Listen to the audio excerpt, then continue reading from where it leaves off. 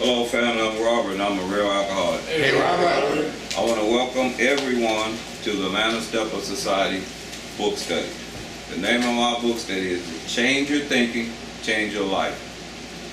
Let's open with a moment of silence, followed by the serenity prayer.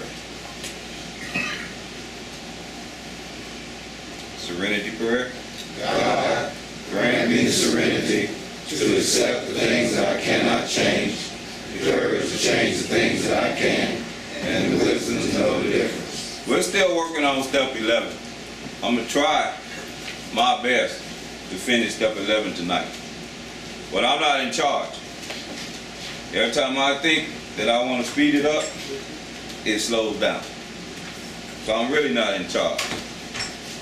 Step 11 is sought through prayer and meditation to improve our conscious contact with God as we understood Him, praying only for knowledge of His will for us and the power to carry that out. That's step 11. It deals with two things: meditating and prayer. To a God as we understood Him. To me, the God that I understand, and this is my spiritual plane or my spiritual level, that God is in me. I and the Father are one. That God dwells in my beautiful human imagination. That everything about me is the I am that sits behind me. The Robert is just a temple. This body is just a temple. I have a dharma now. I have a mission. God assigned me a mission prior to me being born to do this. This is what I do. This is my dharma. This is my life. You can take away the drill store. You can take away my Escalade. You can take away my house. But you cannot disturb my dharma. I'll be 99 years old on the street, homeless, teaching the 12 steps. It doesn't matter. The body gonna get old, but the 12 steps gonna remain the same. I might be in a wheelchair somewhere, but my message is gonna remain the same. Might have a terminal illness, but my message will remain the same. And hopefully I'll be able to pass it on to someone else. When my body is gone, the message will remain the same. That makes sense? That's the dharma. That's spirituality. If you can't go as far and just staying clean just for the day for yourself, that's all right too. Nothing wrong with that. As long as you're not using it. Alright, what we're going to do is, I'm just going to do a quick review from the last time. On page 86, it says at the top, when we retire at night. That's what we did last time. The last meeting I was here, we did spent a lot of time on night. But today I'm going to spend a lot of time what we do when it comes to prayer and meditating from the day point of view. You know, when we wake up in the morning. I'm going to briefly go over what we do at night, or what I do at night, and then what we do in the morning. Alright, if we go to page 86 at the top, you can read when we retire at night. When we retire at night, we constructively review our day. Were we resentful, selfish, dishonest, or afraid? Do we owe an apology? Have we kept something to ourselves we should be discussed with another person at once? Were we kind and loving toward all? What could we have done better? Were we thinking of ourselves most of the time? Or were we thinking about what we could do for others, or what we could pack into the stream of life? But we must be careful not to drift into worry, remorse, or morbid reflection, but that will diminish our usefulness to others. After making our review, we ask God forgiveness and inquire what corrective measures should be taken.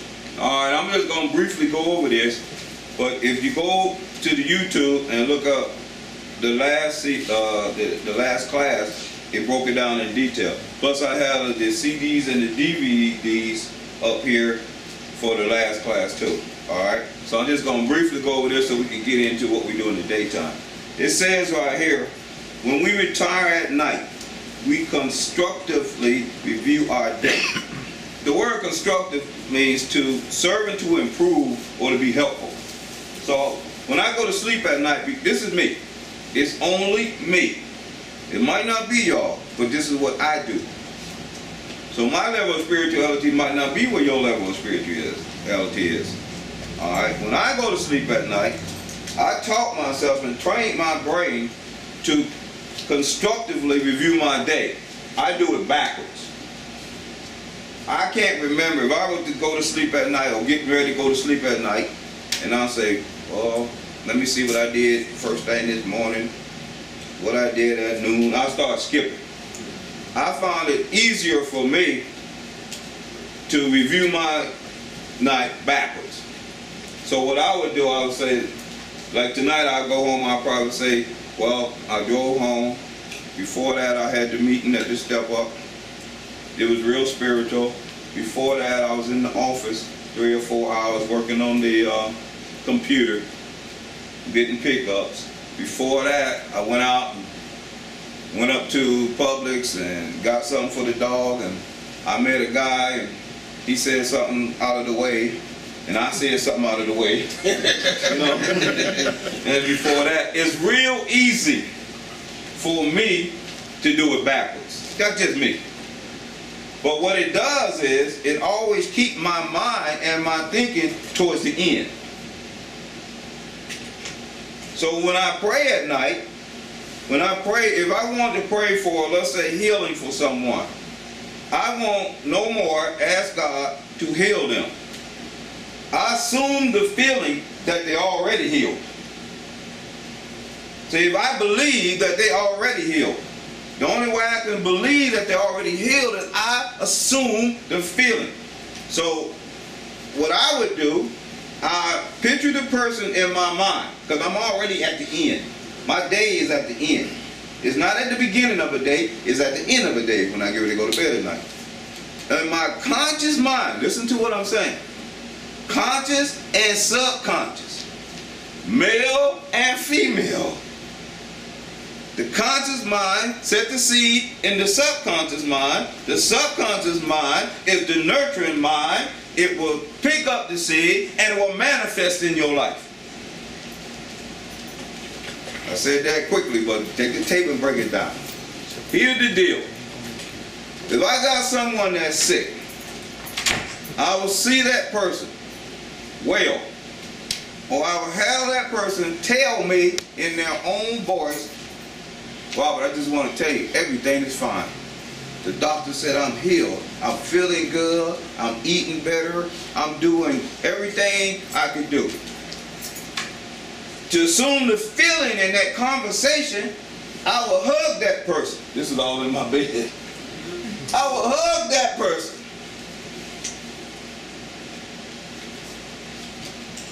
Feel that person, and I know this sealed, and I go to sleep.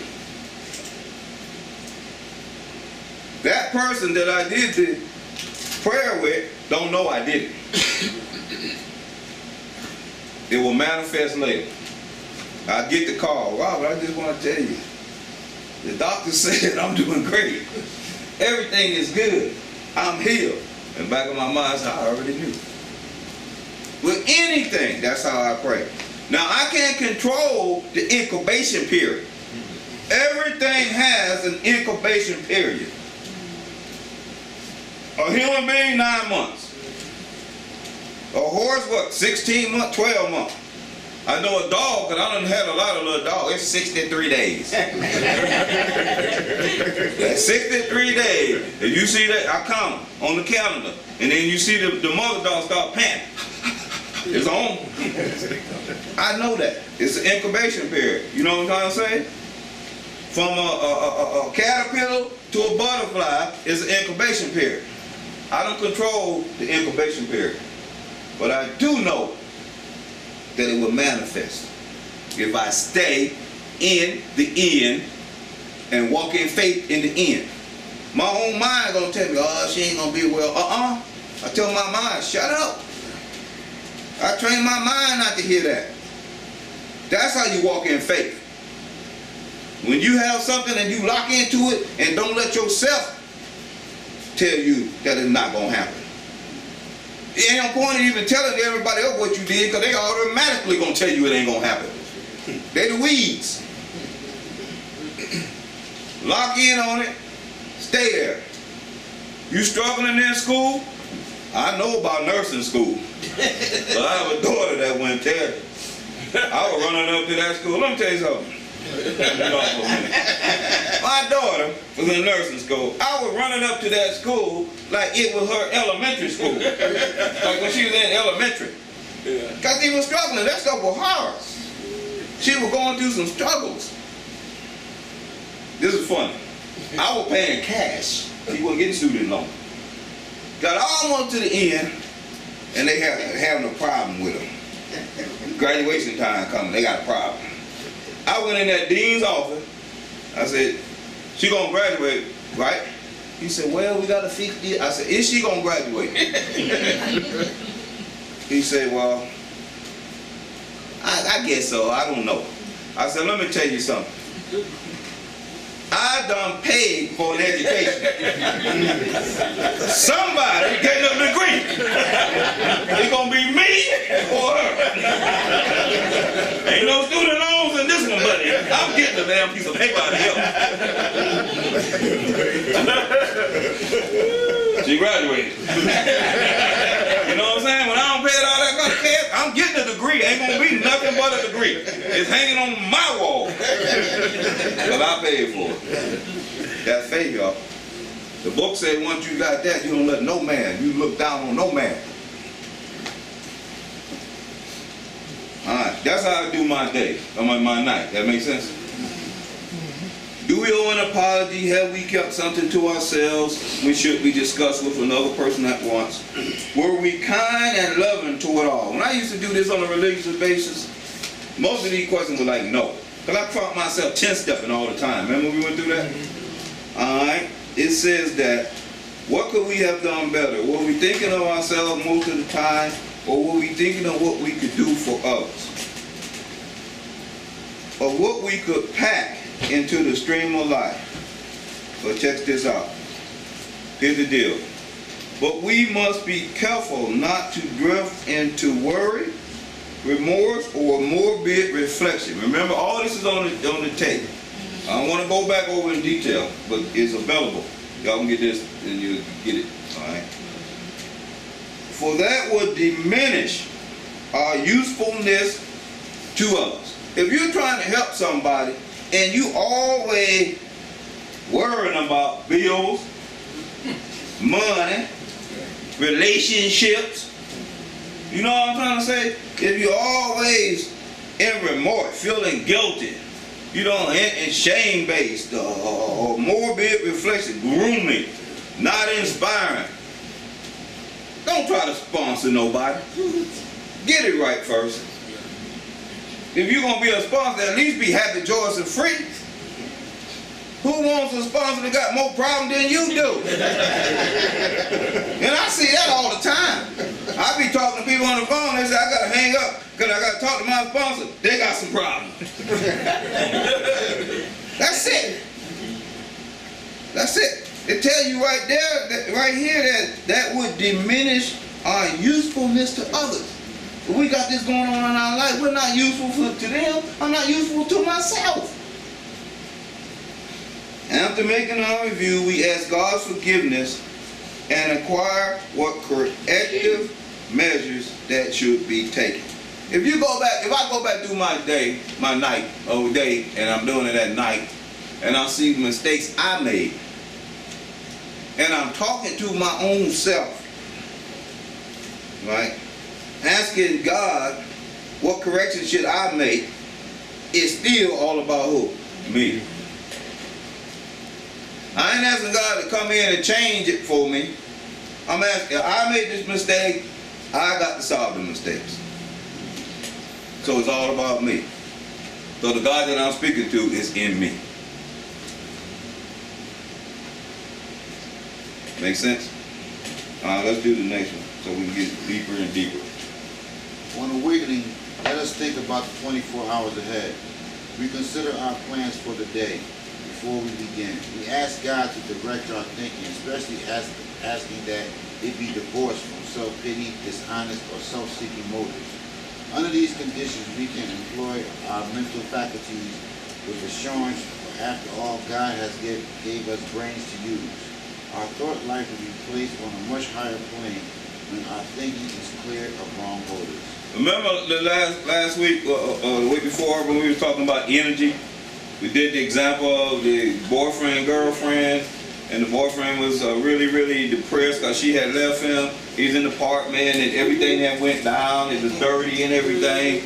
You know what I'm saying? The girlfriend gone. He don't want to go to work. He's not going to, you know what I'm trying to say? He's not going to do that. But in the apartment itself, there was still energy.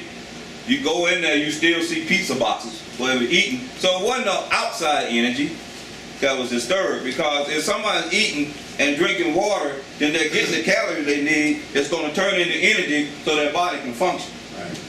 So that wasn't the problem, right, nurses? The problem was that this inside energy was blocked because the girlfriend gone. So this guy sits in there 2 months, big like theirs, looking all shabby, dirty clothes everywhere. He's depressed. Phone ring. Hey baby, I am so sorry. Can you talk to me? He gonna say, yeah. I've been leaving you the worst thing I ever did. I just want to tell you, I'm only 20 minutes away from your apartment, your house. Can I please come over and talk to you? Instantly. The energy that he didn't have, he got from out of the universe, he got it. He went to cleaning up, shaving, washing dishes, washing clothes, throwing out trash, everything. When she got there, 20 minutes later, it was immaculate. Now he was totally depressed for 2 months. All of a sudden now he could hold her hand and talk all night long. Laugh and joke and be happy. Where did that energy come from? Where was that stored energy? Inside. It's there. That same type of energy is available to each and every last one of us if we know how to tap into it and we're aware. There's nothing we can't do. How can you jump out of severe depression if you're happy, joyous, and free over 30-second telephone call? And then put the energy into action to clean up.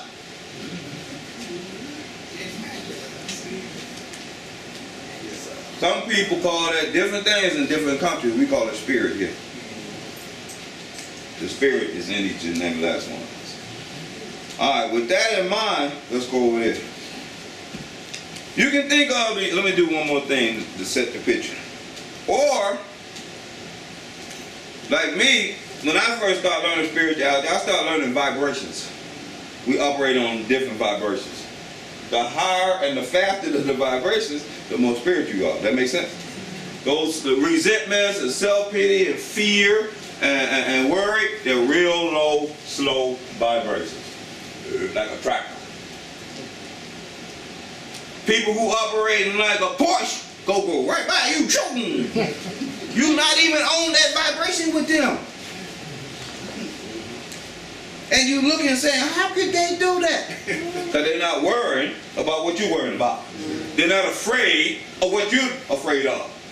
They're not begging like you're begging. They're not crying and whining and complaining like you are. They see life totally different, from a different plane. Who get the most? I was talking about, they had the squatters downtown. And they were talking about they were squatting and stuff called the 1%ers. They were murmuring and complaining about the 1%. And they might have their rights, because I ain't never sat down in no park complaining about it. I was drunk when I was in the park. I ain't had nothing to complain about, but give me another bottle. Alright? But I understand their purpose of trying to be humanitarian to help the people.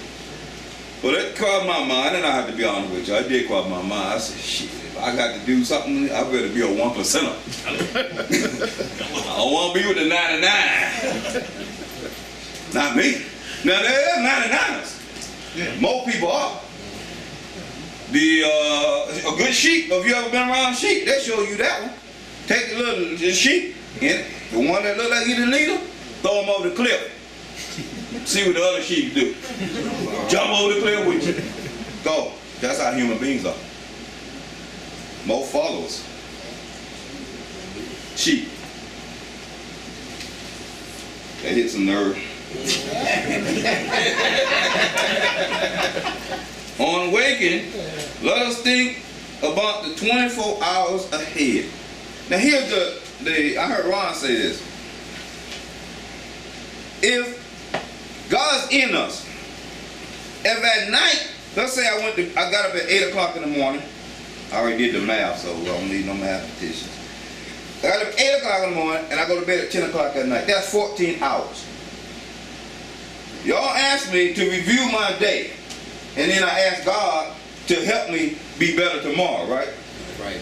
So that's 14 hours I reviewed. So I had to go back through with some help from God to be forgiving and kind and loving. Then when I wake up in the morning, you requested me to review the next 24 hours. So basically it's doing this and this, this and this. You're never without God. Never. Never.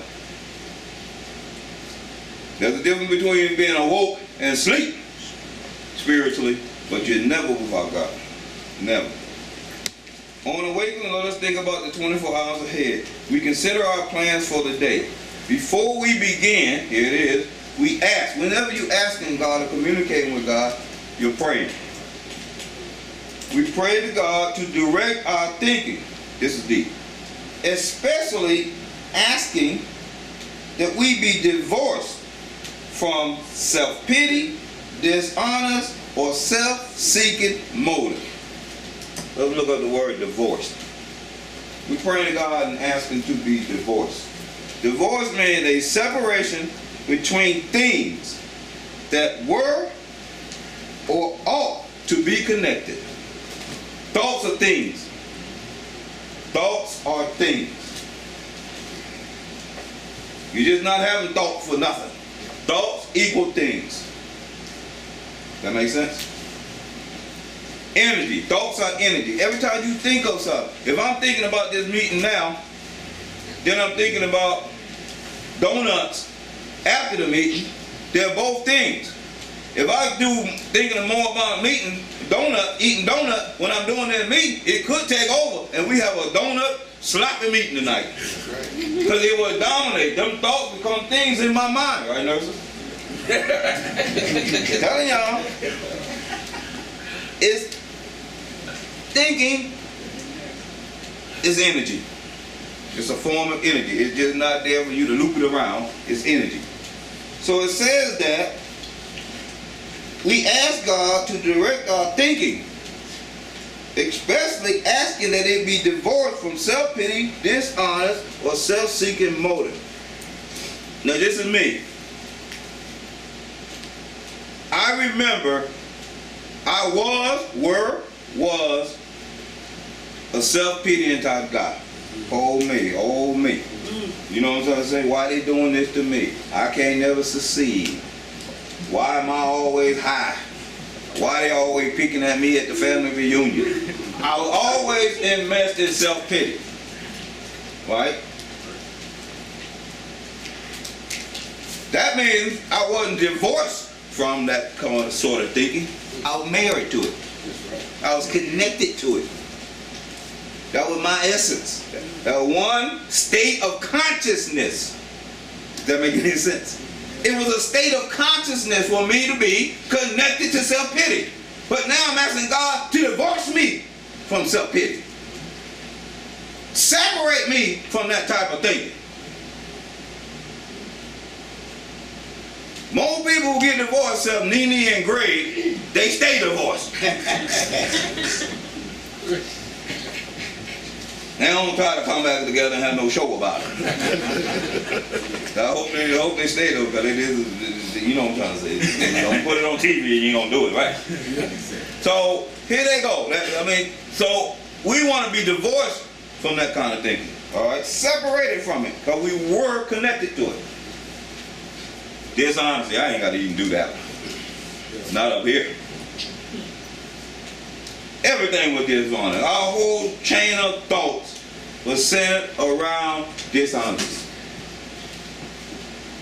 Lying, cheating, deceiving, the list goes on and on and on. We were connected to that state of consciousness, that state of thinking. Then it says self-seeking motive. Everything I did, when you put them two together, and I thought about how I'm going to benefit from this, I put them two in action. You know what I'm trying to say? It's all about me. Can I walk your dog? It was a motive that was self-seeking in that. If I can get you and that dog away from that house long enough, my buddy can go in there and rob you. Self-seeking. I ain't do that, but I'm just using it as a self-seeking. Or, I saw the other day on television with a guy, it was like, he called Deceived. That was the name of this channel. And the guy had took a lady cat. He's supposed to have been a policeman. Took the lady cat and burnt the cat. Then knocked on the lady's door. He pretended to be a police. Because they called about the cat and everything. And he had brought the cat back, so they see the cat burnt, so they're going to do a complaint. He knocks on the door. They complained to him. He told her, well, I'm going to find the one who did this. And maybe if you can put up a little reward, I'll catch him and he get it to him. He go get his buddy. Here he is. Got the guy about to sing up. He got him. Get a reward, and they split it. Self-seeking motive. Alright? So it says that once we are separated from that type of consciousness, that sort of thinking, once we're separated from that sort of thinking, it says then, under these conditions, we can employ our mental faculties with assurance. For after all, God gave us brains to use. If you employed, let's just use that word employ. If I'm employed, that means I have to do some work. And I will receive a payment for it. Correct? Right. So once God separated us from this sort of thinking, now we employed to work for Him. You employed. He can't do nothing with them low vibrations because he ain't down there. You can do some work. Our thought life will be placed on a much higher plane when our thinking is clear of wrong motive. Once this stuff is taken away from you, once you are divorced or disconnected from that wrong, sour thinking, now you got clear thinking. It says on a much higher plane. A plane is a level of existence, consciousness, or development. You'll be on a higher plane. Remember the lower thoughts and emotions? Once you start getting rid of those things out of your life, you start elevating, or energy start coming up higher and higher and higher, and your thinking becomes on a different plane, on a different vibration, on a different degree, on a different avenue, whatever you call it. Everything on that avenue will attach to you.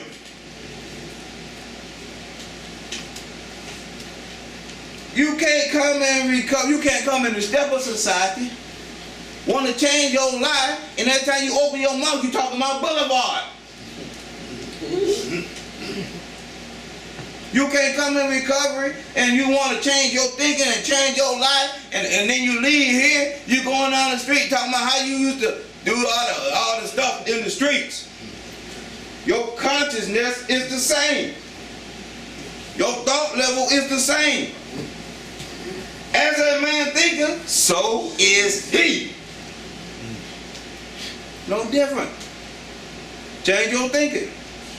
You walk around on a lower plane, you're going to get that lower stuff to go with it. It has no choice. You can't come in here and have the same thinking and go pick up a chip, throw it back, put it back in the damn thing.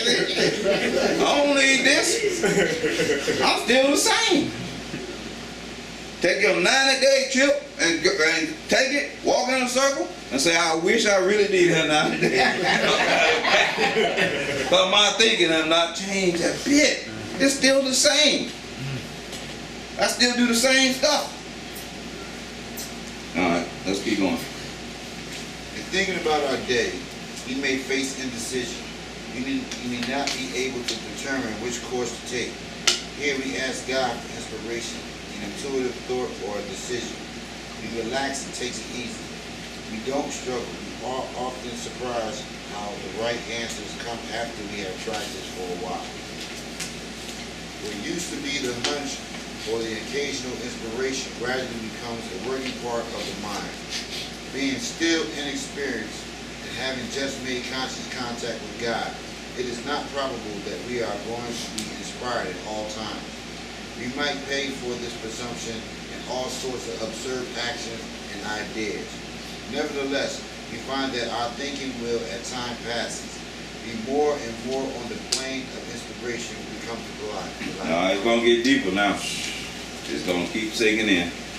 In thinking about our day, we may face indecision. We can't make a decision on certain things. You know, it's questionable about certain things that's popping up. You know, there might be an element of fear in something. All right? It says, we may not be able to determine which course to take. Here we pray or ask God for inspiration.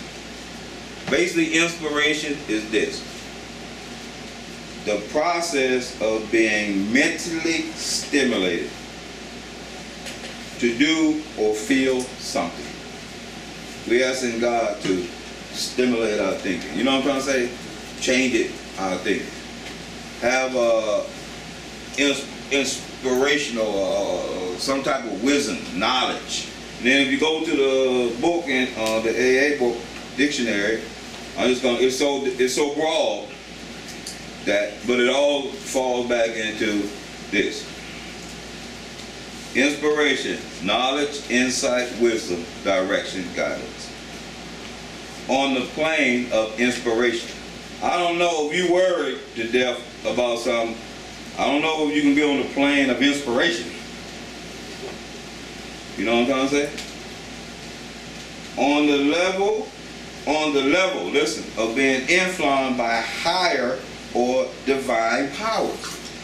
On a level. So there are different levels. Remember I keep telling y'all that. So we're gonna be on a higher level where higher things take place. A divine influence upon human beings providing knowledge, wisdom, or power. Any stimulus to creative thought or action. Ideal, influence, insight, motivation. You know, I've been here 20-something years. Started this company, I've been around almost 20 years. And we have three parts. We have a recovery and residential program. It's all in one, three parts. Residential, work therapy, and recovery. Three parts. And we always ran them a certain way. But things are changing. And people are really now getting really interested in seeing non-profits being able to produce their own funds instead of waiting on the government, because you know it's closed down now, so if you're waiting on them, you're just waiting. You know what I'm trying to say? To fund you. You know?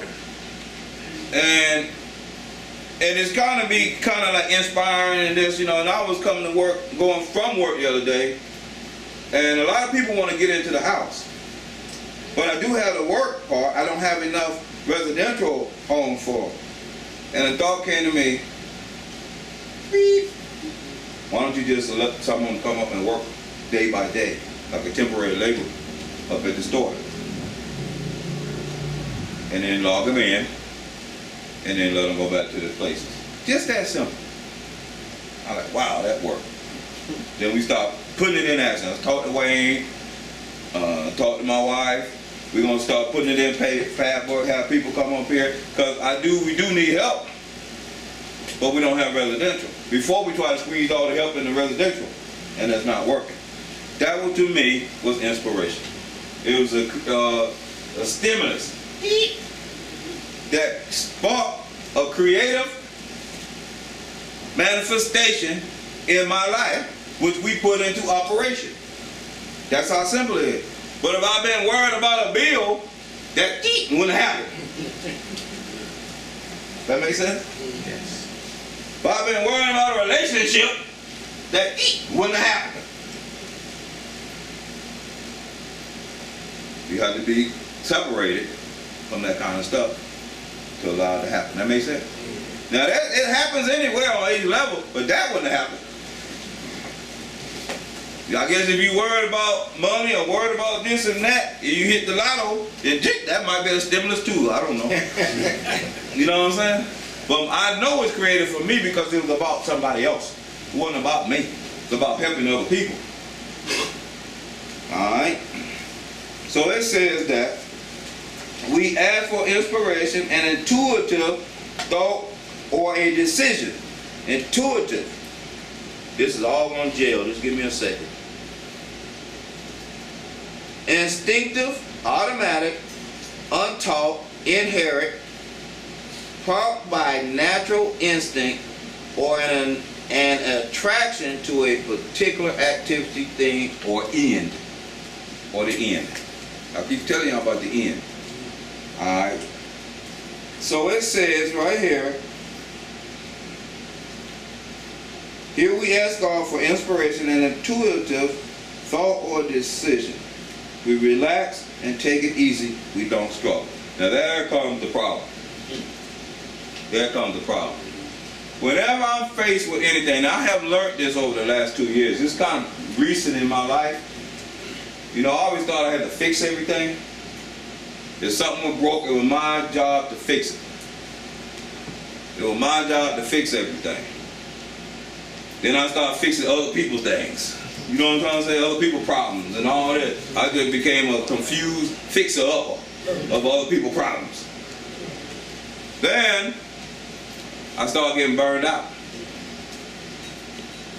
Then I read the book called The Burnout, Burnout? The Joy of Burnout.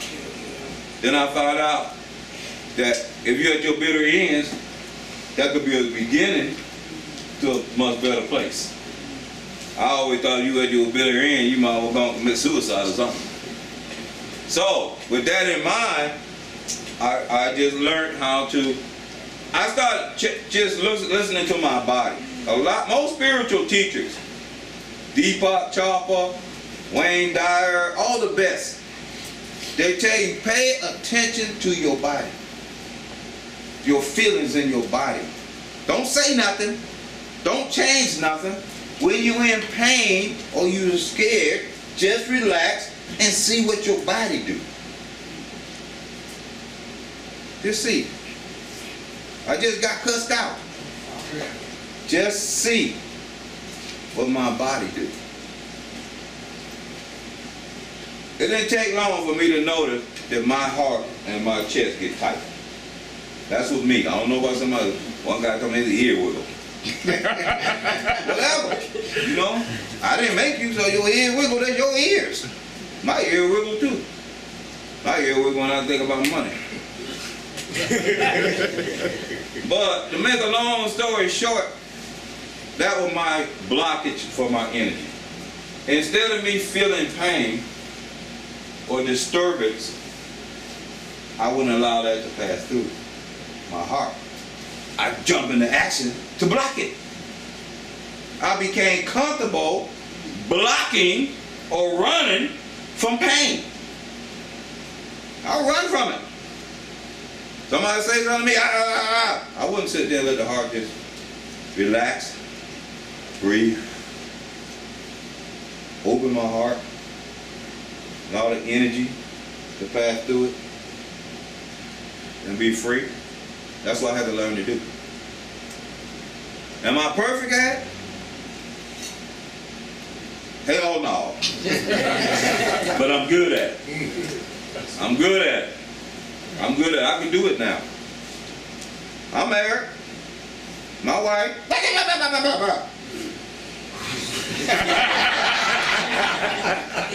She even questioned that now. What the hell is that? She don't get this no more. That's spiritual growth, y'all. When you, what the scripture say? When you're a child, you think like a child. When you're a man, you think like a man. Every time something happens, you react to it, you're still a kid. You relax, take it easy, we don't struggle. We are often surprised how the right answers come after we have tried this for a while. Even when I'm faced with problems or something that I think is difficult, if I don't do anything, just allow it to happen. I like to use relationship because I think relationship bother or trouble a lot of people in recovery. Them relationships, right? And one of the reasons is because we try to manage other people's feelings. I can't manage my own feelings. Y'all listen to this person. If I can't manage, you got a man who can't manage his own life. How he gonna manage yours? Yeah. He can't manage himself. He can't manage himself. He ain't gonna be able to help nobody else. He's messed up. You know? So I found that problems do exist when you run a business. Transmissions go down, tires be flatter, Alpharetta. You know what I'm trying to say? Bills need to be paid. I used to kind of worry about trying to fix it right then and there. Now I know how to just relax. Don't do anything. Driver calls. I say call the other guy. They call him. I don't do anything. I get a call later on. Hour pass.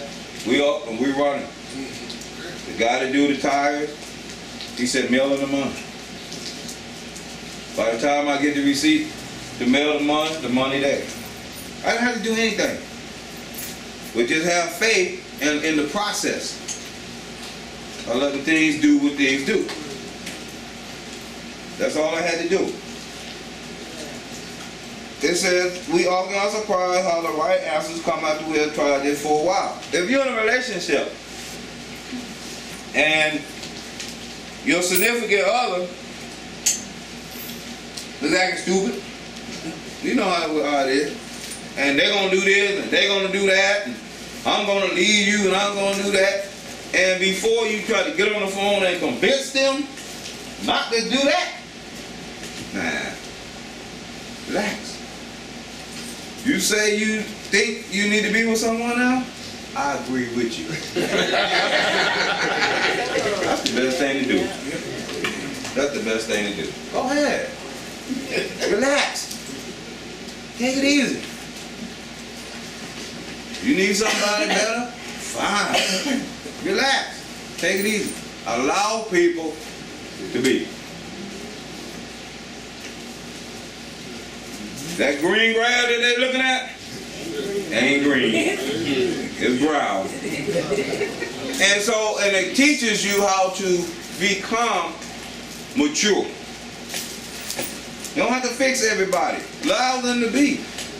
And if you sit back and just relax, the truth will come up. Don't answer the phone. Or you, by chance, you meet them. I thought you was gone. Bye. Relax. We don't have to allow our energy to be blocked in us. That makes sense? If you allow the spiritual energy to be blocked in them, you no good. You block the energy in you, you are no good. You diminish your usefulness to others. All right, it says, what used to be the hunch, that's a feeling, or the occasional inspiration gradually becomes the working part of the mind. We're dealing with our mind. States of consciousness. States of mental consciousness. Here's the beauty of this. I'm going to do this a different way. What used to be a feeling or a hunch, or the occasional inspiration, gradually, we have to break this gradually down.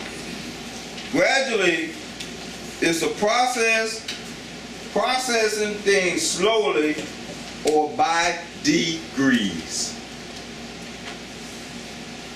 When you're doing something gradually, you'll process it by degrees.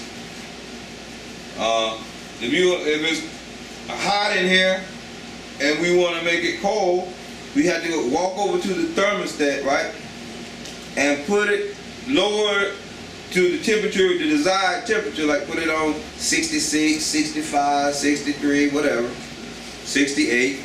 Push the start button, and the air conditioner will gradually increase to put out more air to decrease the heat. It's done in degrees. And it's done gradually. It's not instant. It's going to take some time. You come back 30 minutes or an hour later, the room is where it's supposed to be.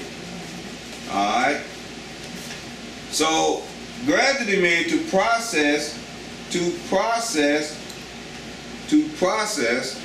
gradually, by degrees. Alright? Becomes a working part of the mind, being still inexperienced and having just made conscious contact with God. To become conscious with God, what? Oh. To become conscious with God, you have to be awoke. Consciousness means being awoke, not sleep. You're awoke. You can see and feel and awoke. You're not unknowledgeable no more. In the scripture, they say sleep or even dead. Spiritually dead. Spiritually unaware. Spiritually asleep. What I'm trying to do, my mission is to make you spiritually awoke. At whatever level you are, you need to be awoken. Alright? And you're going to be inexperienced in it. You're going to start your day off thinking you're going to be happy, joyous, and free, and bam! You're going to have to practice it. And practice it. It's like anything else. The more you put it in practice, the better you. It is not probable that we are going to be inspired at all times. We might pay for this presumption that's ideal to be true in all sorts of absurd or foolish actions and ideals. Nevertheless, we find that our thinking will, as time passes, become more and more on the plane of inspiration. The more you practice this, the more you see it work in your life, gradually you start coming up some degrees. Where you was afraid, now you hopeful. Where you hopeful, then you practice some courage, like them principles. You practice some principles, then you got some faith. You just keep going higher and higher and higher and higher. And the higher you go, the more happy, joyous, and free you're going to be. It's just that simple. It's just that simple. We have to wake up to this and start applying this in our life. Can't keep coming and running over to the gas station and getting a can of sardines and a soda and some chips and coming back and doing your job. That's what your life gonna be. Sodas, potato chips, and sardines. You got to change something in you. Something. I'm asking you to change. I can't make you change. But life is a beautiful place. It's beautiful. I like to play the game of life. I like to go to sleep at night and imagine something and lock onto it and watch it manifest. That's the most creative thing you can do. You struggling in school, just go to sleep tonight, see yourself in your graduation uniform. See yourself in the hospital working. Become it. Become the nurse. Practice it tonight when you go to bed. Go in the hospital. Sniff. Find out what always gets your attention, what you smell all the time. I had my daughter do that. What you smell all the time. She said it was a chemical. I thought she would say alcohol, you know, crap or something. But that wasn't it for her. It was a chemical that they clean up with. She'd never forget that smell. She could be 1,000 miles from the hospital and smell it. That's the stimulus. You go to sleep at night. Go in the hospital, walk around, find something. Even a cold instrument, something. Go to sleep at night. See yourself working in the hospital. See yourself with that degree. Touch that cold piece of something and fall asleep. That's locking it in. Assuming the vision. Occupy the space. Occupy the space you want to be in. Don't be begging for it. Please let me get there. No. Become it from the end. Become it from the end. Occupy it from the end. It has no choice but to manifest.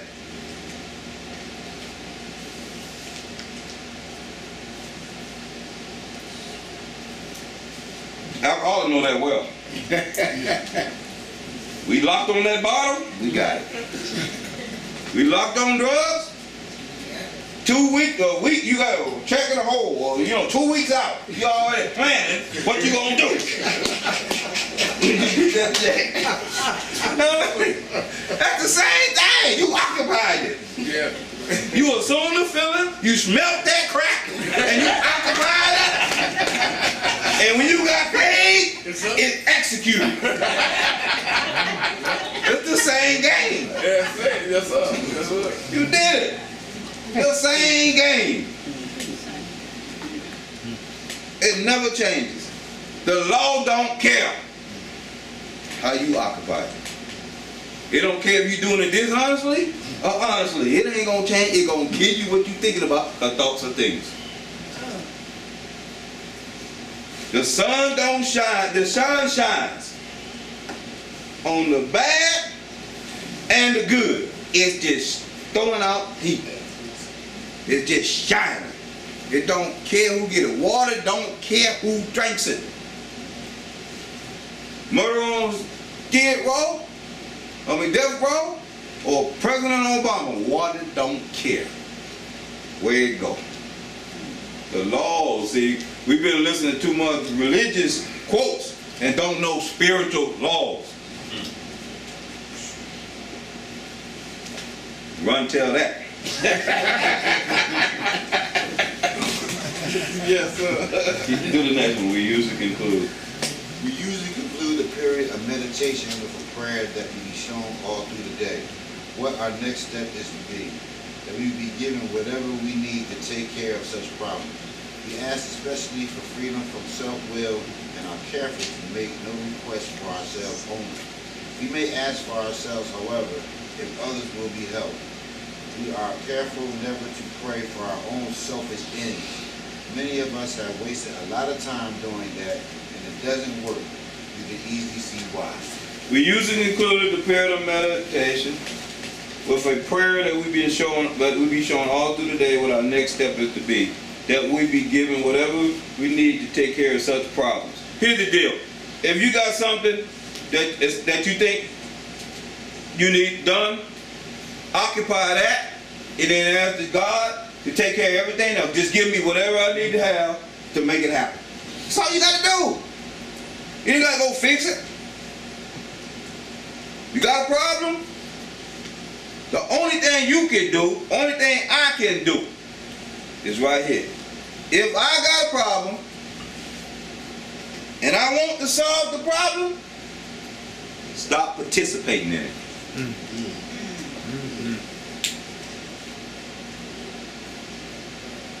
You got a regular ass car? It's a problem to you? Stop participating in it. Cut it off. Occupy a new car. Bad relationship? Stop participating in it. That's the only thing we need to do to solve a problem. And participation could be in your mind. It starts there first. Cut it off in the mind. Assume a different state of consciousness. It's like, let's say 50 states in the USA, right? If California is a troublesome state, you know, whatever situation it is, change to Arizona, Nevada, or something, I don't know. Go to Alabama. Change consciousness. Come out of California, change consciousness in Alabama. Whatever you want, whatever the problem is, if you don't want the problem, let's say you got a bad job and your job is not paying you enough money. Assume, that's California. Assume Alabama. See yourself in an executive position, making twice as much money, and your bills is paid, and occupy that Alabama long enough. Don't never come out of Alabama. When you going to work in California, you driving, and your mind starts saying, oh, I'm going to this regular ass job. Oh no, I'm in Alabama.